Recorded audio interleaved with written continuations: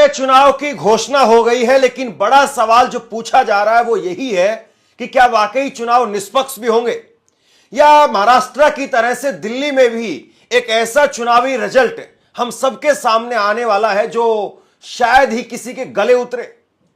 दिल्ली के अंदर चुनाव की घोषणा के लिए जब चुनाव आयुक्त सामने आए तो शेरो शायरी के अंदाज में कहने लगे कि आज हम हर सवाल का जवाब देंगे, लेकिन क्या वाकई उनकी प्रेस कॉन्फ्रेंस के अंदर हर सवाल का जवाब? दोस्तों, अब हाल ही में दिल्ली के अंदर वोट होने वाले हैं, चुनाव होने वाले हैं, लेकिन उससे पहले बहुत बड़ा खेल सामने निकल कर आया है। जिस तरह से महाराष्ट्र के अंदर खेला हुआ, उसी तरह की तस्वीरें अब दिल्ली के अंदर से भी सामने निकलने लगी है दोस्तों।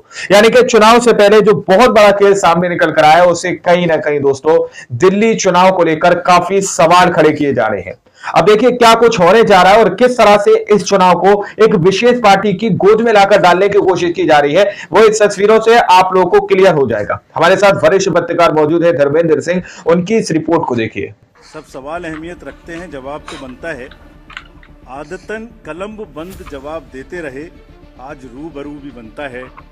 क्या पता कल हम हो ना हो, आज जवाब तो बनता है, आज जवाब तो बनता है। दिल्ली में चुनाव की घोषणा हो गई है, लेकिन बड़ा सवाल जो पूछा जा रहा है वो यही है कि क्या वाकई चुनाव निष्पक्ष दिल्ली के अंदर, या महाराष्ट्र की तरह से दिल्ली में भी एक ऐसा चुनावी रिजल्ट हम सबके सामने आने वाला है जो शायद ही किसी के गले उतरे।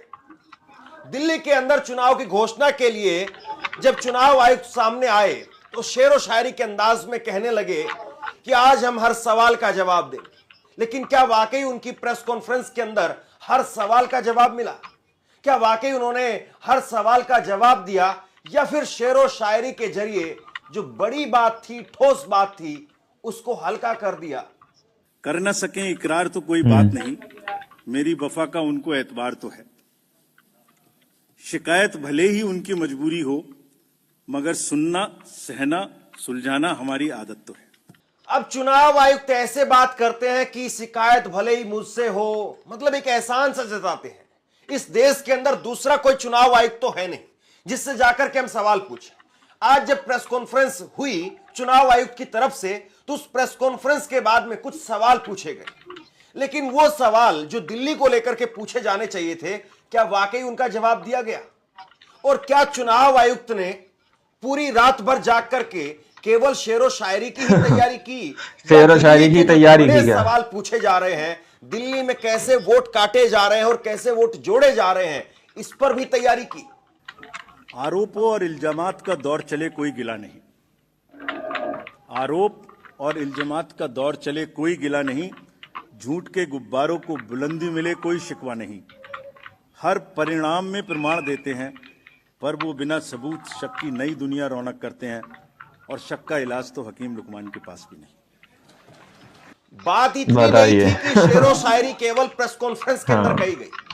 शेरो शायरी इसके बाद में बाकायदा इलेक्शन कमीशन अपनी ट्विटर हैंडल पर, ऑफिशियल ट्विटर हैंडल पर भी ट्वीट कर रहा है।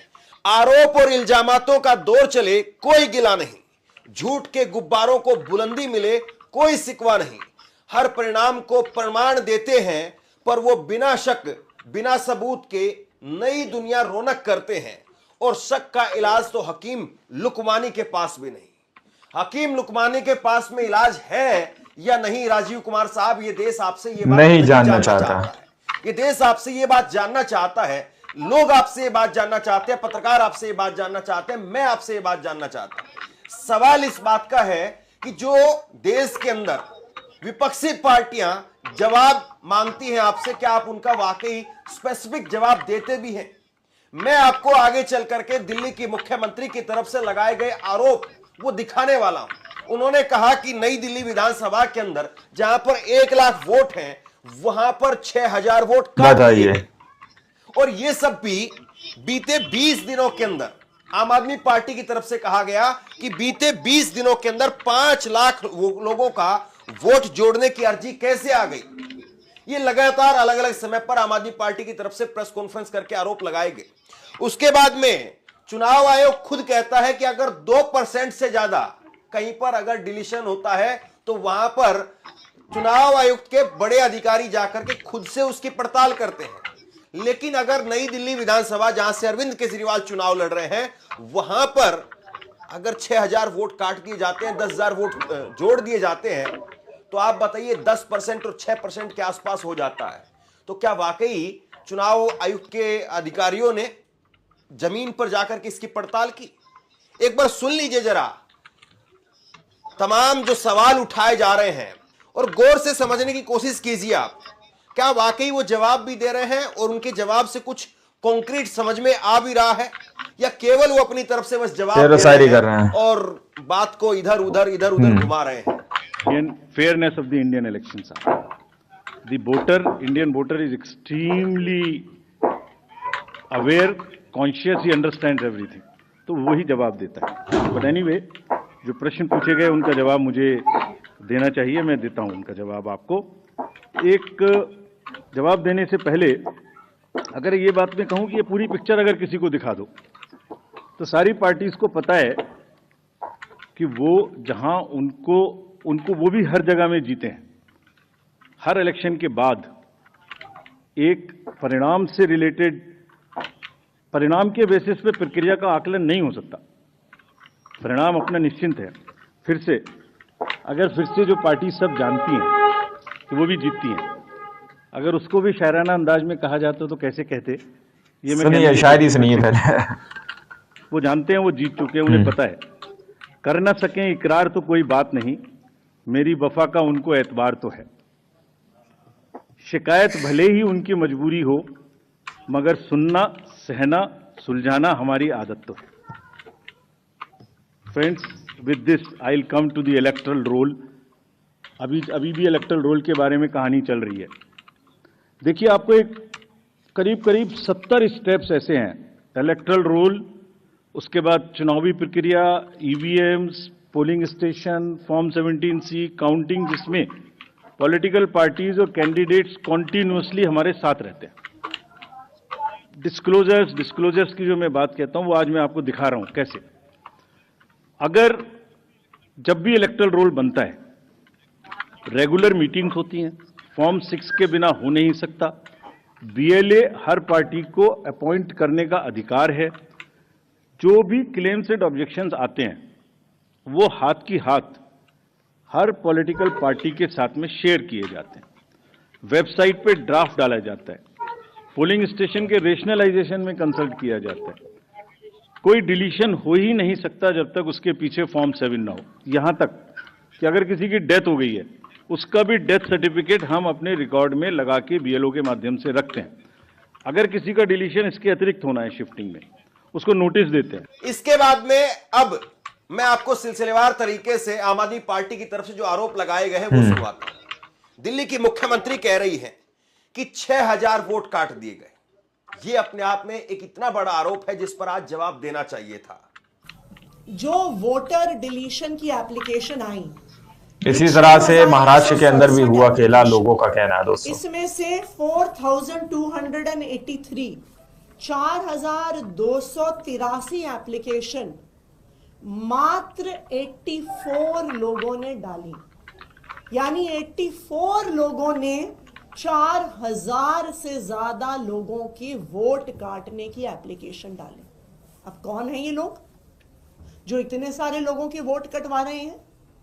जिन लोगों का वोट कट गया है या जो लोग शिफ्ट हो गए हैं, मृत्यु हो गई है, इलेक्शन कमीशन के लोग नहीं ढूंढ पाए, डोर टू डोर सर्वे में नहीं ढूंढ पाए, बूथ लेवल ऑफिसर जो 10 साल से ये काम कर रहा है वो नहीं ढूंढ पाया कि ये शिफ्ट हो गए, इनकी मृत्यु हो गई, ये वहां पे नहीं रहते हैं।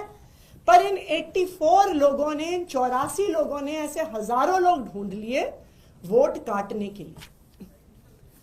सबसे बड़ा सनसनीखेज खुलासा तब हुआ जब इन 84 लोगों को नोटिस देकर इलेक्शन कमीशन द्वारा, ईआरओ द्वारा हियरिंग के लिए बुलाया गया। और ये सनसनीखेज खुलासा, इस स्कैम का एक्सपोजे ये है कि जब इन ऑब्जेक्टर्स को बुलाया गया तो जो सारे ऑब्जेक्टर्स हियरिंग के लिए आए, उन्होंने हाथ खड़े कर दिए कि हमने कोई एप्लीकेशन नहीं फाइल करी। और इसके बाद में सिलसिलेवार तरीके से बाकायदा नाम लेकर के एक एक ऑब्जेक्टर का आम आदमी पार्टी के राज्यसभा सांसद राघव चड्ढा ने बताया कि 6000 जो वोट काटे गए हैं उसमें 84 लोगों ने अर्जी दी थी, उनके नाम पर 6000 लोगों के वोट काटे गए। और उसमें बाकायदा उन्होंने कहा कि नई दिल्ली विधानसभा के अंदर चुनाव आयोग की तरफ से एक मीटिंग रखी गई थी और उसमें 11 ऑब्जेक्टर आए और उन्होंने मना कर दिया कि हमने कोई अर्जी नहीं दी है। यह अपने आप में बहुत सीरियस चार्ज हैं, बहुत सीरियस आरोप हैं और इस पर चुनाव आयोग ने प्रेस कॉन्फ्रेंस में क्या कहा आपके सामने था।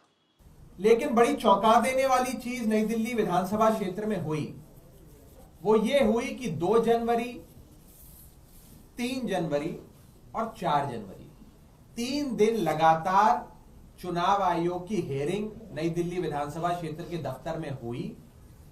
उसमें तमाम ऑब्जेक्टर्स को बुलाया गया। कुल मिलाकर 11 ऑब्जेक्टर इन 3 दिनों में नई दिल्ली विधानसभा क्षेत्र के चुनाव आयोग के दफ्तर में आए और 11 के 11 लोगों ने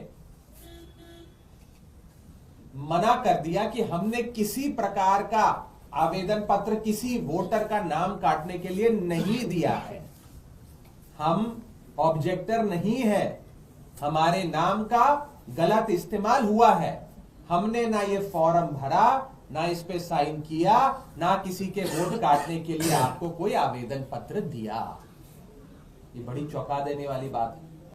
दोस्तों, आप लोगों ने इस वीडियो को शुरू से आखिर तक देखा। वीडियो के अंदर साफ तौर पर बात की गई कि किस तरह से महाराष्ट्र की तरह दावा किया जा रहा है, महाराष्ट्र की तरह इसमें भी वही खेला किया जा रहा है दोस्तों। यानी कि महाराष्ट्र में जिस तरह से वोटों को काटा गया, जिस तरह से वोटिंग परसेंटेज बढ़ाया गया, वोट बढ़ाए गए, उसी तरह से दिल्ली के अंदर भी इस तरह का खेल किया जा रहा है। अभी हाल ही में आप लोगों को हमने दिखाया था कि किस तरह से दिल्ली के अंदर केजरीवाल ने आज से चंद दिन पहले भी एक प्रेस कॉन्फ्रेंस की थी, जिनके वोटों को काट दिया गया दोस्तों, ये बताकर कि वो लोग या तो अपना घर बदल चुके हैं या फिर वो खत्म हो चुके हैं, मर चुके हैं। लेकिन उन लोगों को आम आदमी पार्टी के नेताओं ने ढूंढा और मीडिया के सामने लाकर खड़ा कर दिया। उसी तरह से अब यहां पर भी दिखाया जा रहा है कि किस तरह से डिलीशन के लिए जो एप्लीकेशंस डाली गई हैं वो उनकी तरफ से नहीं डाली गई। यानी कि वोटर्स का यहां पर नाम किस तरह से काटा जा रहा है और फिर इनकी जगह पर जिस तरह से विपक्ष ये दावा करता है, विपक्ष ये आरोप लगाता है कि इनकी जगह पर वोटर्स खड़े किए जाते हैं, वोटर्स बढ़ा दिए जाते हैं दोस्तों।